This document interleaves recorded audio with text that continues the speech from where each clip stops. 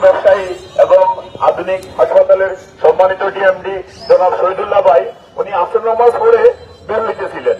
ইতিমধ্যে বিএনপির কিছু সন্ত্রাসী জন ভাইয়ের উপরে অতর্কিত হামলা করে, ভাইকে হ্যান্তনাস্ত করে মেরে এবং ক্ষতিগ্রস্ত করে ওনাকে শেষ পর্যন্ত হাসপাতালে যেতে হয়। তো ভাই অত্যন্ত ব্যবসায়ী মানুষ, ওনার নেতৃত্বে যে সমস্ত লোকেরা গুলিবিদ্ধ বিএনপি, জামাত, ছাত্র শিবির এবং অন্যান্য সকল দলের এনসিপির ওনারা নির্দ্বিধায় সবাইকে বিনা পয়সায় চিকিৎসা করছেন। আর সেই রকম একজন ব্যক্তিকে এভাবে জনসম্মুখে ফেলাইয়া ওনাকে যেভাবে ক্ষতিগ্রস্ত করছে, উনি অসুস্থ মানুষ, হার্টের অসুস্থ, ওনাকে টেনে হিসেবে পরে বিভিন্ন ব্যবসায়ীরা এসে ওনাকে সহযোগিতা করে ওনার আধুনিক হাসপাতালে ওনাকে ভর্তি করে উনি এখন চিকিৎসাধীন আছেন। তো আমরা এই ব্যাপারে প্রশাসন এবং আপনাদের কাছে বিশেষ সুদৃষ্টি কামনা করছি, যেন এই সমস্ত বিএনপির নামদারি সন্ত্রাসীরা যারা এগুলো করতেছে, আজকে একটা সুন্দর পরিবেশ সৃষ্টি হয়েছে, দেশে একটা ভালো সরকার আছে, আমরাও চাচ্ছি সবাই তাদের সহযোগিতা করুক, সুখে শান্তিতে দেশটা চলুক। কিন্তু তাদের এই সমস্ত কর্মকাণ্ডের কারণে আজকে বাজারের পরিস্থিতি আবার খারাপ হয়েছে, একটা সম্মানিত মানুষকে এভাবে অবদৃষ্ট করতেছে। আর আপনাদের ব্যবসায়ীদের যে কি অবস্থা হবে এটা আমরা আপনাদের কাছে প্রচুর রাখতেছি এবং এই ব্যাপারে আমরা ব্যবস্থা কামনা করছি প্রশাসনের কাছে, সাংবাদিক ভাইদের কাছে, এবং এই সমস্ত সন্ত্রাসীদেরকে যেন আইনের আওতায় এনে ওনাদের সুবিচারের ব্যবস্থা করি।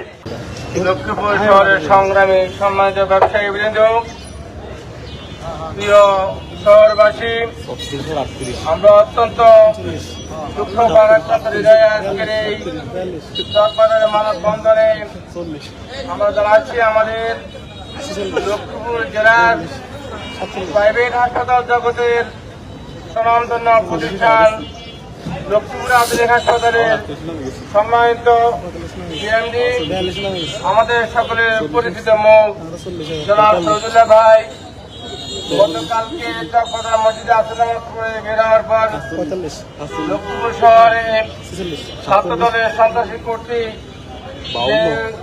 এখানে নিগৃহীত হয়েছেন, তার গায়ে হাত করা হয়েছে, তাকে লাথি মারা হয়েছে, তিনি আজকে অসুস্থ হয়ে হসপিটালে ভর্তি আছেন। আমরা আজকে মানববন্ধন থেকে জানাতে চাই যে বাংলাদেশে যে এখন বর্তমানে সুন্দর পরিবেশ বিরাজ করছে, যেন পরিস্থিতিতে ব্যবসায়ীদের গায়ে আঘাত করে আবার পরিস্থিতিকে গোলামি করতে চাচ্ছে। আমরা চাই যারা এই ঘটনা করেছে তাদেরকেও অনতি বিলম্বে আইনিভাবে প্রশাসনের কাছে আমাদের আহ্বান থাকবে, তাদেরকে গ্রেপ্তার করে দৃষ্টান্তমূলক শাস্তি দাবি করছি। সম্মানিত নেতৃবৃন্দ, সামনে কথা বলবেন বাংলাদেশ হাসপাতাল মালিক সমিতির সম্মানিত সহসভাপতি জনাব নুরুল ভাই।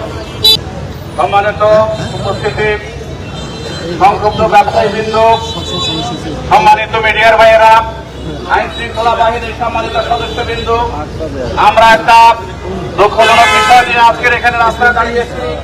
আপনারা জানেন Bangladesh private hospital clinic and diagnostic অ্যাসোসিয়েশনের লক্ষ্মীপুর জেলার অন্যতম পরিচিত মুখ, আমাদের নির্বাচন কমিশনার, লক্ষ্মীপুরের প্রথম প্রাইভেট ক্লিনিক, লক্ষ্মীপুর আধুনিক হাসপাতালের উপব্যবস্থাপনা পরিচালক, লক্ষ্মীপুরের ঐতিহ্যবাহী ব্যবসায়ী শেখর প্রপার্টিজের এমডি জনাব শহীদুল্লাহ ভাই, তার এই অঙ্গসভার চারতলার অফিস, প্রতিদিনের নয় তিনি এখানে আসরের নামাজ পড়ে এখানে 2 ঘন্টা অফিস করেন।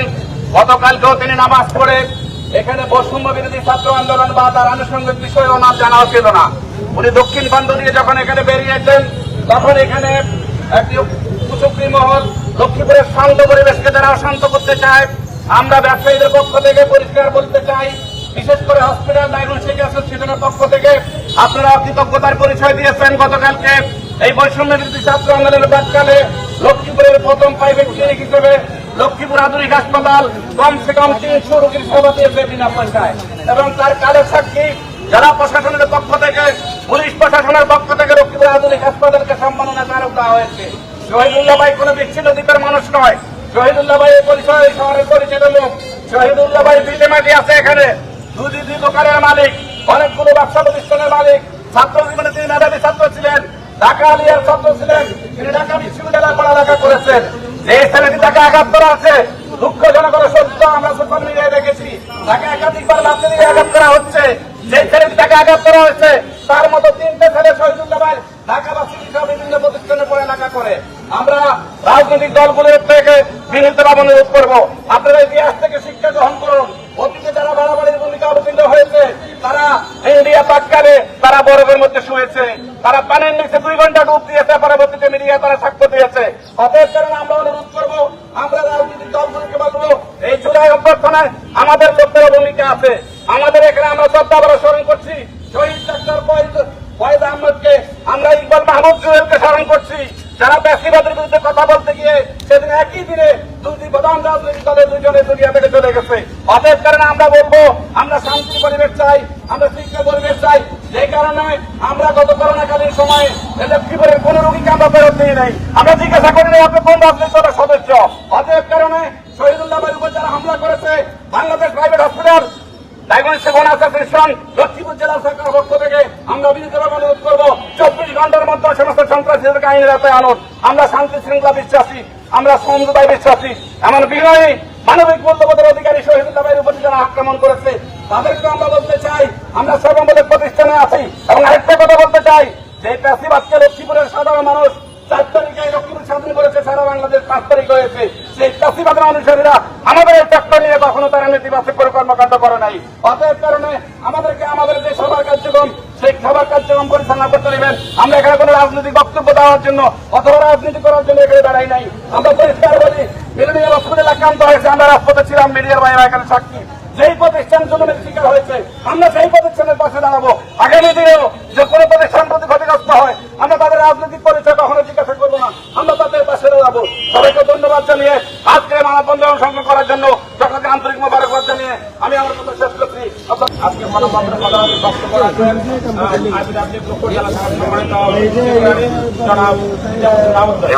Lakshmipur industrial and businessman welfare ফাউন্ডেশনের উদ্যোগে লক্ষ্মীপুর জেলা industrial and businessman welfare foundation সম্মানিত সভাপতি, আধুনিক হসপিটালের সম্মানিত ডিএমডি শহীদুল্লাহ ভাইয়ের উপরে গতকালকে আসর নামাজের পরে অতর্কিত হামলার প্রতিবাদে আজকের এই মানববন্ধনের সম্মানিত সাংবাদিকবৃন্দ, বাজারের ব্যবসায়ীবৃন্দ, আমার আইবিডব্লিউএফ এর সম্মানিত জেলা কমিটির নেতৃবৃন্দ এবং সাংবাদিক ভাইয়েরা, আমরা এই রোগের মুহূর্তে আমরা দাঁড়িয়েছি।